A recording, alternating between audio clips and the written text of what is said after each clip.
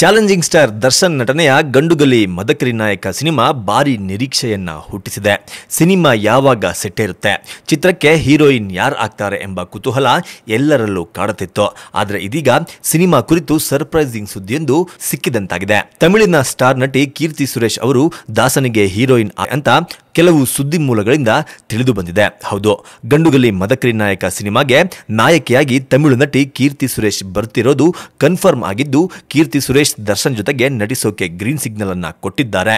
ಈ ಮೂಲಕ ಕನ್ನಡದ ಸಿನಿಮಾ ರಂಗಕ್ಕೆ ಕೀರ್ತಿ ಸುರೇಶ್ ಕಾಲಿಟ್ಟಿದ್ದಾರೆ. ಇಷ್ಟರಲ್ಲೇ ಚಿತ್ರತಂಡ ಈ ಬಗ್ಗೆ ಅಧಿಕೃತವಾಗಿ ಮಾಹಿತಿಯನ್ನ ಹಂಚಿಕೊಳ್ಳಲಿದೆ ಎಂದು ತಿಳಿದು ಬಂದಿದೆ.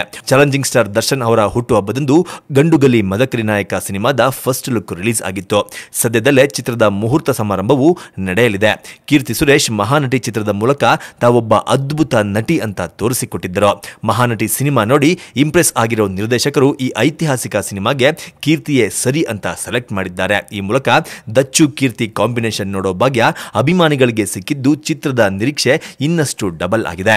ಒಟ್ಟಾರೆ 2019ರಲ್ಲಿ ದರ್ಶನ್ ಅವರ ಸಾಲು ಸಿನಿಮಾಗಳು ಬಿಡುಗಡೆಗೆ ತಯಾರಾಗಿದ್ದು, ಇದು ದರ್ಶನ್ ಅಭಿಮಾನಿಗಳಲ್ಲಿ ಕುತೂಹಲ ಮೂಡಿಸುವುದರ ಜೊತೆಗೆ ಸಂತಸವನ್ನು ಹೆಚ್ಚಿಸಿದೆ.